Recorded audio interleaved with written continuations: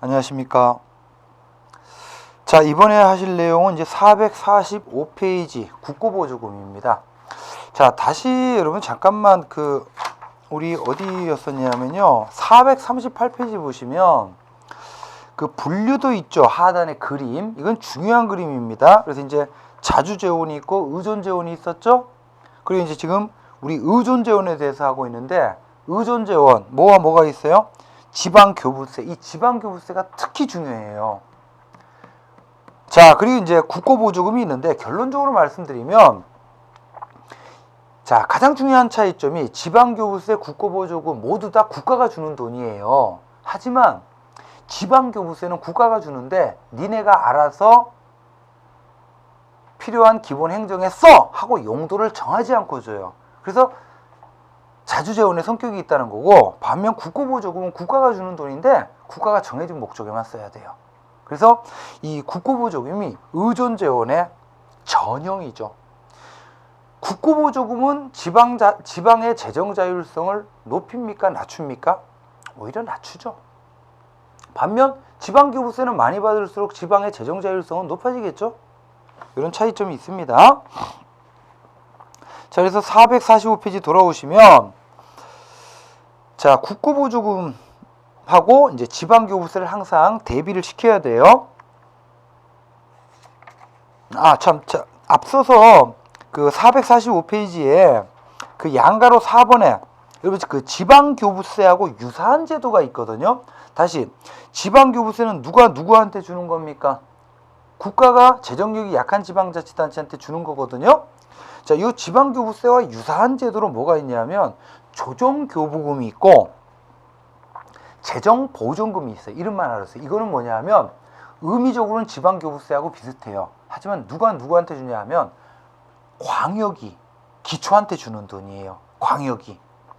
광역자치단체가 기초자치단체한테. 그래서 조정교부금은 특별시, 광역시가 그 밑에 있는 재정력이 약한 자치구한테 주는 거고요. 그 다음에 재정보존금은 광역시나 도가 그 밑에 있는 시와 군한테, 재정력이 약한 시나 군한테 주는 걸 재정보존금이라 그래요. 주체가 좀 다르지, 주는 주체가. 그러나 성격은 비슷해요. 자, 그 다음 이제 의존재원의 전형이 국고보조금인데, 그 밑에 동그라미 2번 보세요. 이것도 이제 지방재정법에 근거하는데요. 자, 국가는 시책상 필요하다고 인정될 때 또는 지방자치단체의 재정사정상 특히 필요하다고 인정될 때에는, 에는 다음에 끊고, 국가 예산의 범위 내에서 지방자치단체에게 보조금을 교부할 수 있어요. 이게 바로 국고보조금이에요. 자, 그래서 다음 페이지 보시면 뭐 내용은 그냥 보시고, 양가로 3번 특성이 중요합니다. 특성이. 자, 국고보조금은 중요한 게 특정재원이야. 이게 중요해요. 이게 뭐하고 비교가 돼요? 지방교부세하고 비교가 되는 거죠. 그래서 이 국고보조금은 특정재원입니다. 정해진 용도에만 써야 돼요. 그리고 재원이 미리 국세의 일정 비율로 정해져 있지도 않아. 그리고 아까 국고보조금, 지방교부세는 어땠어요? 지방교부세법에 내국세의 19.24%로 딱 정해져 있죠. 하지만 국고보조금은 예를 들어 보건복지부 사업을 지방자치단체가 수행한다. 그럴 때 보건복지부 예산에서 지급이 돼요. 그 다음에 이제 이거와 관련해서 동그라미 2번, 이제 보조금 관리에 관한 법률이 있거든요.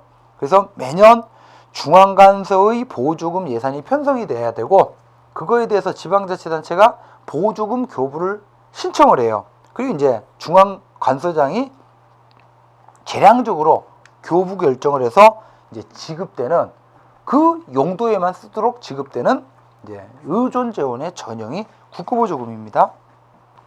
자, 이렇게 해서, 자, 의존재원으로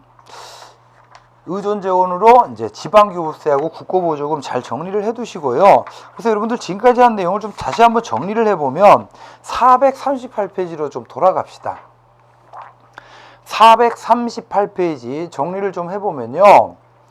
438페이지 하단에 있는 지방정부의 세입체계, 자주재원, 의존재원 이 분류는 무지하게 중요합니다. 여기 별표 3개 하시고요. 그 다음에 이제 자주재원의 오른쪽에 대표가 지방세였죠? 그리고 이제 넘겨보시면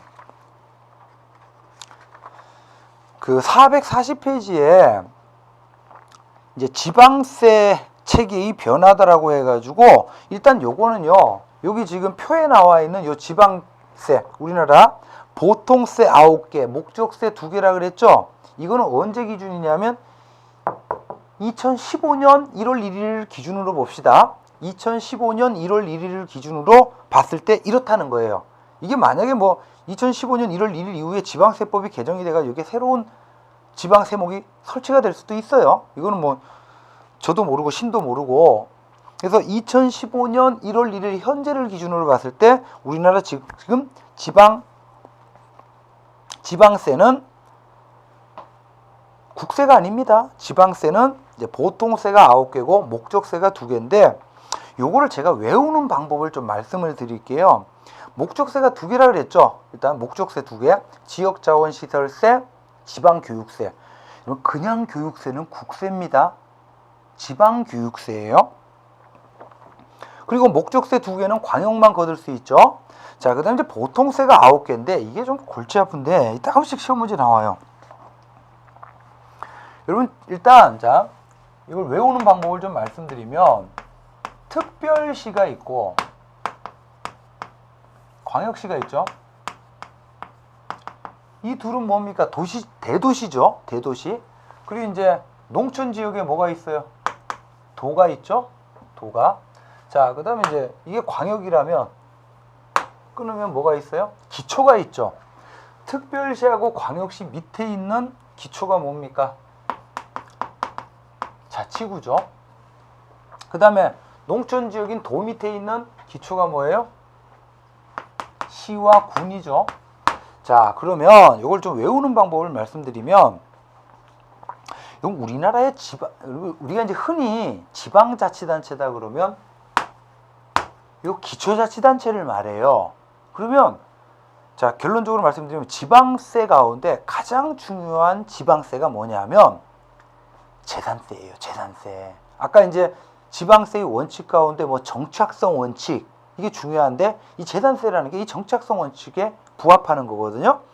그래서 지방세 가운데 이제 가장 중요한 조세가 뭐다? 대부분의 국가에서 이 재산세가 지방세의 중요한 세원이에요. 그래서 우리나라도 재산세는 공이 뭡니까? 지방자치단체의 대표라고 볼 수 있는 기초자치단체의 조세예요. 재산세는. 자, 근데 이제 표를 보시면 자치구 있죠. 대도시에 있는 자치구. 이 자치구는 조세가 2개죠. 재산세가 있고 플러스 뭐가 있어요? 재산세 플러스 등록면허세라는 게 있어요. 그래서 뭐 자동차 등록이나 뭐 이런 거 할 때. 그래서 일단 자치구세는 재산세와 등록면허세가 자치구세다라는 점을 기억을 해두시고, 자, 그 다음에 외우는 방법인데요. 이런 겁니다. 특별시 광역시세는 이렇게 외우세요. 특별시 광역시세는 이렇게 좀 죄송한데 7회단 비주득자 이렇게 외우세요.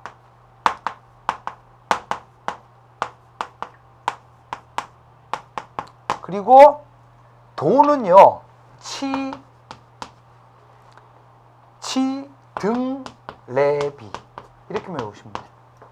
특별시 광역시세가 7회단 비주득자고 도세는 치등래비 이렇게 외우시라고요. 자, 뭐 치는 뭡니까? 취득세고 레는 레저세, 담은 담배소비세, 그냥 비는 지방소비세, 주는 주민세, 득은 지방소득세, 자는 자동차세예요. 그 다음에 이제 도에 취득내비 이렇게 외우시면 되죠. 자, 그러면 요 특별시 광역시세 총 몇 개예요? 하나, 둘, 셋, 넷, 다섯, 여섯, 일곱. 여기 4개죠? 그러면 겹치는 거를 지워보세요. 지우고 등은 안 겹치죠? 그 다음 그 다음 비. 그러면 요 겹치는 거를 제외한 요 4개 있죠. 요 4개가 4개가 어디로 가냐 하면 요 시군세에 가면 돼요. 그래서 시군세는 요 4개 더하기 재산세가 시군세야. 이렇게 하면 딱 배치가 맞죠.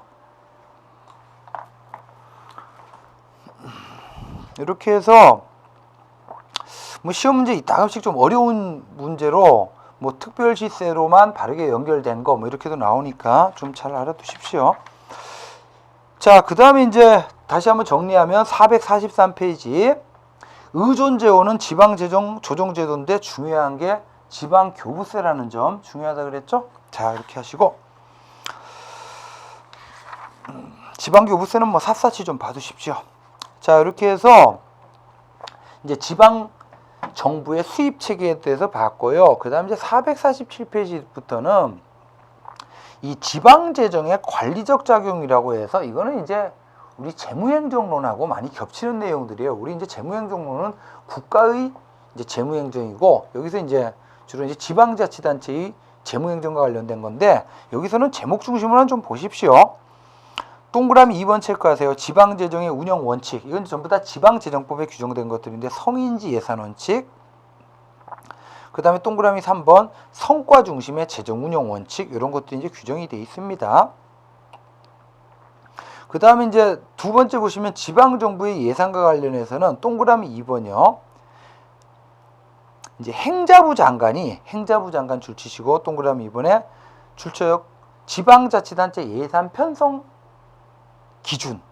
요게 행자부 장관이 만들어요. 우리 이제 국가에서는 이제 예산 편성 지침을 이 기재부 장관이 하더라죠. 각 중앙관서에. 근데 이제 지방자치단체 예산 편성 기준은 행자부 장관이 이제 지방재정을 관장하는 기구다 보니까 이렇게 이제 지방자치단체 예산 편성 기준을 작성해서 하더란다. 이 정도 기억하시면 되고. 자, 넘겨보시면 동그라미 4번에 이제 지방 예산 편성 과정에요. 필수적 동그라미 하세요. 지방 예산을 편성을 할 때는 필수적으로 그 지역 주민들을 참여시켜야 돼요. 지방재정법에 규정이 되어 있어요. 자, 그 다음에 동그라미 5번 보세요. 지방정부의 예산은요. 우리 이거는 이제 재무행정에서 했었는데 예산이다 그러면 예산 총칙, 세입세출 예산, 계속비, 명시이월비, 국고채무부담행위였죠. 근데 여기서는 이제 국고가 아니고 그냥 채무부담행위가 되는 거지. 이 정도로 보시고, 자, 그 다음에 이제 로마자 이 4번에 보시면요. 로마자 4번에 이 지방재정 분석 진단, 그리고 이제 이 지방재정 위기관리, 요건 별표 2개를 좀 해두세요. 로마자 4번. 이게 여러분들 이제 현실적으로 우리 그 지방자치를 하다 보니까 뉴스에 신문에 종종 나죠. 어떤 지방 뭐 인천광역시도 그랬고 뭐 과거 대구도 그랬고 성남시 뭐 그러니까 빚이 너무 많아가지고 이제 모라토리엄 우리 뭐 더 이상 일정 기간 동안 지출을 못한다 뭐 이런. 그래서 이제 공무원 월급도 그 1개월 이상 뭐 지급하지 못한 경우도 있고. 이렇게 이제 그 지방 재정의 위기를 이제 극복하기 위한 방법들. 요게 이제 지방재정법의 지방재정 분석 진단 뭐 그리고 재정 위기 관리입니다. 자, 그래서 일단 요거는 법 내용을 지금 정리한 거기 때문에 제가 체크하는 대로 좀 쭉 쳐봐 보세요. 동그라미 1번 보시면 먼저 단체장은요. 해마다 자, 해마다 두 번째 줄 주세요. 재정 보고서를 지금 그 문장의 주어는 누굽니까? 단체장이죠. 단체장은 재정 보고서를 누구에게? 행정자치부 장관에게 제출을 해야 돼요. 또 역시 마찬가지입니다. 네 번째 줄 이제 지방자치단체 일반에게 특별에게 기금을 모두 포괄하는 이제 통합재정 정보를 역시 누구에게? 행정자치부 장관. 그래서 이제 지방자치와 지방재정을 규율하는 중앙행정기관이 행자부 장관이거든요. 여기다가 제출해야 돼요. 그러면 행정자치부 장관은 자, 동그라미 2번 의무적으로 어떻게 해야 돼요? 지금 단체장이 재정보고서를, 재정정보를 제출했잖아요. 그러면 그 재정보고서를 토대로 해서 어떻게 해야 됩니까? 의무적으로 재정 분석을 해야 돼요. 그래서 맨 밑에 줄 재정보고서의 내용을 분석하여야 하며 체크하시고, 자, 분석의 결과 재정의 건전성 동그라미, 효율성 동그라미. 여러분, 일반적으로요, 재정, 살림살이를 평가하는 두 가지 지표가 있어요. 먼저 건전성이야. 빚이 너무 많으면 안 된다는 얘기예요. 그 다음에 효율성, 낭비적인 지출을 하면 안 된다는 얘기예요. 그래서 일반적으로 재정을 평가하는 두 가지 기준은 건전성과 효율성이에요. 아무리 효율성, 낭비가 없다 하더라도 빚이 많으면 안 되는 거고, 건전성이 좋다 하더라도 쓸데없는 데다가 돈을 쓰면 안 되겠죠. 자, 이렇게 재정 분석을 의무적으로 해야 되고, 자, 이 건전성과 효율성이 떨어지는 지방자치단체에 대해서는 뭘 해야 돼요? 출시돼요? 재정진단, 그 원인이 무엇인지 재정진단을 실시해야 돼요. 자, 계속해서 행자부 장관은 재정진단의 결과를 토대로, 자, 지금 보세요. 통합재정정보를 분석을 하죠. 재정분석. 그랬더니, 자, 재정의 건전성과 현저히 떨어지는 지방자치단체가 있더라는 거예요. 이 지방자치단체에서는 그 원인이 무엇인지를 규명을 하는 재정진단을 실시해야 돼. 그래서 그 결과, 자, 재정진단의 결과를 토대로 체크하세요.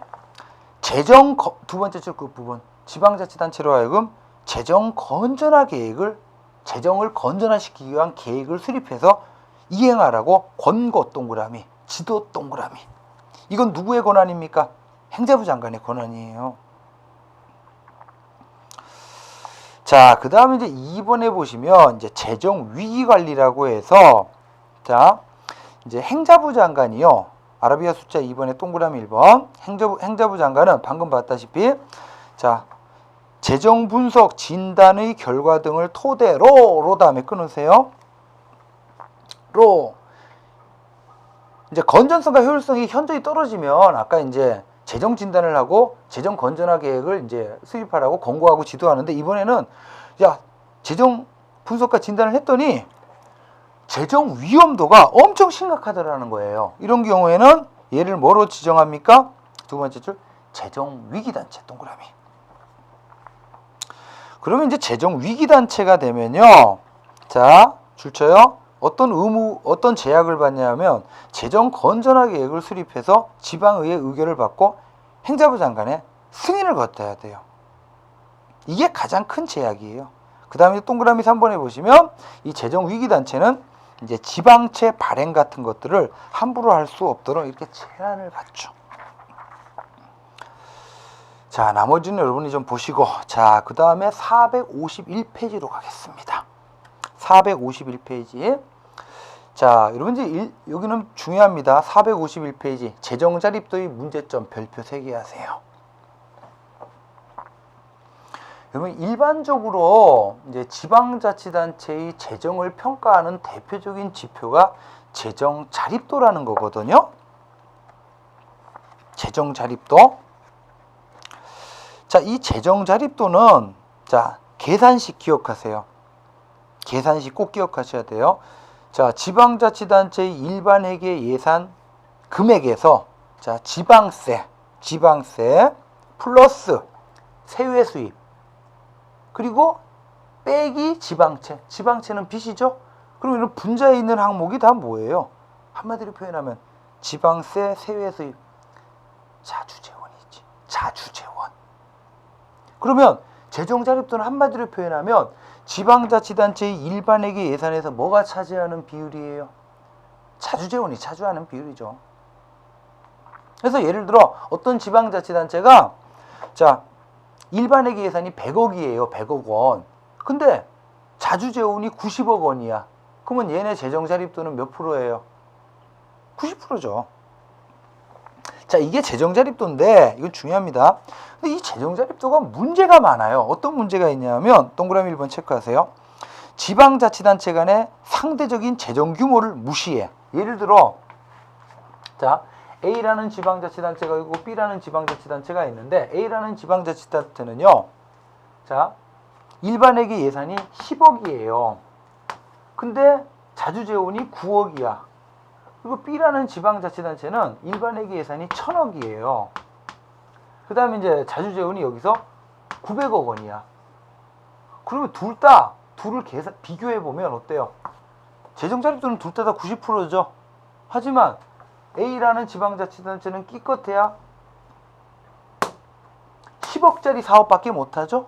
얘네는 뭐예요? 1000억짜리 사업도 하잖아요. 이렇게 상대적인 재정 규모 자체를 이제 반영하지 못하고, 그 다음에 지금 이 계산식 자체가 뭐만 고려하고 있어요? 수입만 고려하고 있죠. 수입만. 그래서 세출 구조를 고려하지 못하고, 그 다음에 이 3번이 더 중요해요. 이 재정자립도 계산식에 따르자면요, 중앙정부, 국가로부터 받은 돈은 전부 다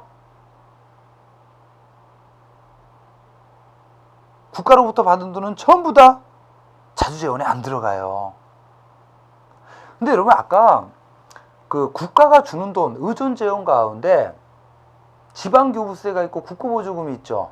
근데 지방교부세는 국가가 주는 돈이긴 하지만 지방재정의 자율성을 높인다 그랬죠?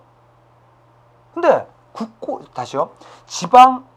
지방교부세를 많이 받으면 그 지방의 재정자율성은 높아져요. 근데 재정자립도 계산식에 따르자면 지방교부세를 많이 받게 되면 재정자립도는 낮아지는 걸로 계산이 돼요. 왜냐? 분모만 커지잖아요. 분모만. 그러니까 지방교부세를 많이 받게 되면 일반회계 예산 금액 자체만 커지는 거지 자주재원은 그대로죠. 그래서 분모가 커지니까 재정자립도는 낮아지는 걸로. 이런 문제. 그 다음에 이제 동그라미 4번 일반회계만 고려하는 문제. 이게 바로 이건 시험 문제 많이 나왔습니다. 자, 그래서 이제 최근에 새로운 개념이 나왔는데 이게 바로 뭐냐면 재정자주도라는 개념이에요. 재정자주도. 그래서 재정자주도는 일반회계 예산에서 자, 분자에 쭉 있죠. 뭐가 들어가요? 지방교부세, 아까 이제 자주재원뿐만 아니라 지방교부세, 재정보전금, 조정교부금. 요 세 가지가 지방교부세죠? 넓은 의미에. 그래서 요거까지 포함해가지고 이제 측정하는 개념을 재정자주도라고 표현을 합니다. 자, 그래서 이번 수업은 여기까지 마치고 다음 시간에 이제 그 지방 정부 간의 이제 분쟁 이런 문제를 좀 보도록 하겠습니다. 수업 여기서 마치도록 하겠습니다. 수고하셨습니다.